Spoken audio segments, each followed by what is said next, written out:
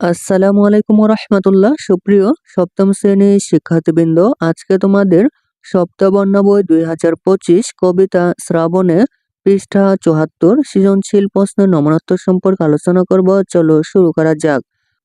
উদ্দীপক 1। আজিকার রোদ ঘুমাইয়া পড়িছে, ঘোলাটে মেঘের আড়ে, কেয়া বন পথে স্বপন বুনিছে, চলচল জলাধারে, কাহার জিয়ারি কদম্ব শাখে, নিঝুম নিরালায় ছোট ছোট রেণু খুলিয়া দিয়াছে অস্ফুট কলিকায়। উদ্দীপক 2। কেউ বা রঙিন কাঁথায় মেলিয়া বুকের স্বপনখানি, তারে ভাষা দেয় দীঘল সুতার মায়াবী আখর টানি। কনং প্রশ্ন হচ্ছে প্রাণখোলা বর্ষায় কে স্নান করে। খনং প্রশ্ন হচ্ছে উন্মাদ শ্রাবণ বলতে কি বোঝানো হয়েছে। গণং প্রশ্ন হচ্ছে প্রথম উদ্দীপকে শ্রাবণে কবিতায় বর্ণিত বর্ষার কোন দিকটি চিত্রিত হয়েছে বর্ণনা করো। দ্বিতীয় উদ্দীপকটি শ্রাবণে কবিতার শেষ চরণে প্রতিফলিত হয়েছে কি, যুক্তি সহ বিচার করো। প্রিয় শিক্ষার্থী, সৃজনশীল প্রশ্নের নমুনত্ব তোমাদের দেখাচ্ছি, তা তোমরা দেখে নিতে পারো। চলো শুরু করা যাক। সপ্তম শ্রেণীর সপ্তবর্ণা কবিতা শ্রাবণে পৃষ্ঠা 74 সৃজনশীল প্রশ্নের উত্তর। কনং প্রশ্ন হচ্ছে প্রাণখোলা বর্ষায় কে স্নান করে। উত্তর হচ্ছে প্রাণখোলা বর্ষায় গাছপালা স্নান করে। খনং প্রশ্ন হচ্ছে উন্মাদ শ্রাবণ বলতে কি বোঝানো হয়েছে। উত্তর হচ্ছে উন্মাদ শ্রাবণ বলতে শ্রাবণ মাসের অবিরাম বর্ষণের কথা বোঝানো হয়েছে।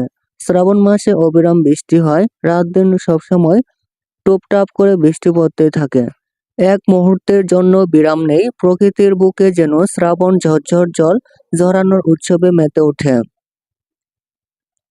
কবি তাই শ্রাবণ মাসে অবিরাম ধারায় বৃষ্টি হওয়ার জন্য শ্রাবণকে উন্মাদ বলেছেন। কারণ উন্মাদ যেমন একই কাজ বারবার করে, তেমনি শ্রাবণ মাসেও অবিরাম বৃষ্টি ঝরে।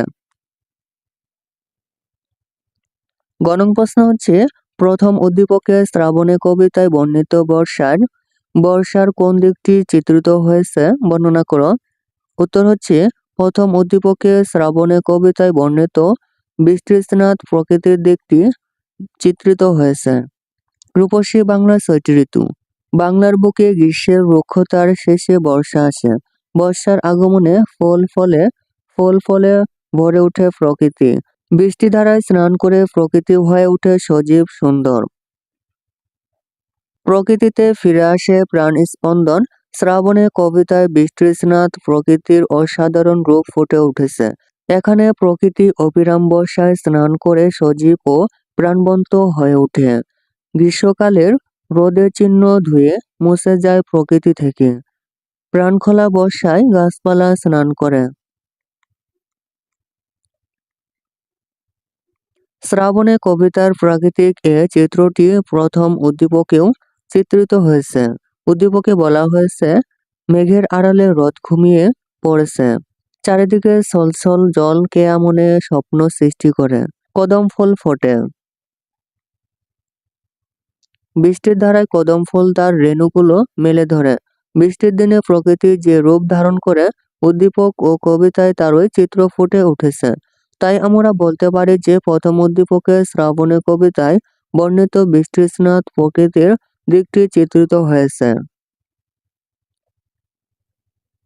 গণং প্রশ্ন হচ্ছে দ্বিতীয় উদ্দীপকটি শ্রাবণে কবিতার শেষ চরণে প্রতিফলিত হয়েছে কি, যুক্তিসহ বিচার করো। উত্তর হচ্ছে হ্যাঁ, দ্বিতীয় উদ্দীপকটি শ্রাবণে কবিতার শেষ চরণে প্রতিফলিত হয়েছে। বৃষ্টির দিনে শুধু প্রকৃতিতে পরিবর্তন আসে না, পরিবর্তন আসে মানব মনেও। বৃষ্টির স্নাত প্রকৃতির সঙ্গে সঙ্গে মানব মনও হয়ে ওঠে সংবেদনশীল। বৃষ্টির ধারা যেন মানবের হৃদয় দ্বার খুলে দেয়। বৃষ্টির দিনে মানুষ বাইরে কোনো কাজ করতে পারে না, ঘরের মধ্যে বসে থাকতে হয়। তাই বৃষ্টির দিনে বাংলার মেয়েরা, পল্লীবধূরা, মায়েরা বসে বসে কাঁথা সেলাই করে। সে কথাটি দ্বিতীয় উদ্দীপকে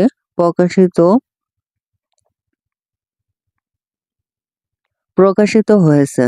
তাই রঙিন কাঁথায় মেলে ধরে বুকের মধ্যে লুকানো স্বপ্ন ও আশার কথা। সুতার টানে সেই স্বপ্নকে ভাষা দেয়। তাদের সেই কাঁথায় জড়িয়ে থাকে জীবনের নানা সুখ দুঃখের আখ্যান। শ্রাবণে কবিতায় কবি বলেছেন বৃষ্টির দিনে মানব মনে বাজে নির্ঝুম ধুক ধুক শব্দ। বৃষ্টির দিনে মানব মনেও সঞ্চার হয় নানা রকম আশা আশা দুরাশা, সুখ দুঃখের কথা। উদ্দীপক ও শ্রাবণে কবিতা উভয় জায়গায় বর্ষা ঋতুতে বৃষ্টির দিনে মানব মনে যে পালাবদল ঘটে সেই কথা প্রকাশ পেয়েছে মানুষের সুখ দুঃখ স্বপ্নের কথা। তাই আমরা বলতে পারি যে দ্বিতীয় উদ্দীপকটি শ্রাবণে কবিতার শেষ চরণে প্রতিফলিত হয়েছে। প্রিয় শিক্ষার্থী, এই ছিল তোমাদের সপ্তম শ্রেণীর সপ্তবর্ণা কবিতা শ্রাবণে পৃষ্ঠা ৭৪ এর সৃজনশীল প্রশ্নের নমুনোত্তর। প্রিয় শিক্ষার্থী, অন্যান্য সকল বইয়ের নমুনোত্তর পেতে চ্যানেলটির প্লেলিস্ট চেক করতে পারো। প্রিয় শিক্ষার্থী, তুমি যদি আমার চ্যানেলটি এখনো সাবস্ক্রাইব করে না থাকো তাহলে আর দেরি না করে এখনই চ্যানেলটি সাবস্ক্রাইব করে পাশে থাকতে পারো। ধন্যবাদ।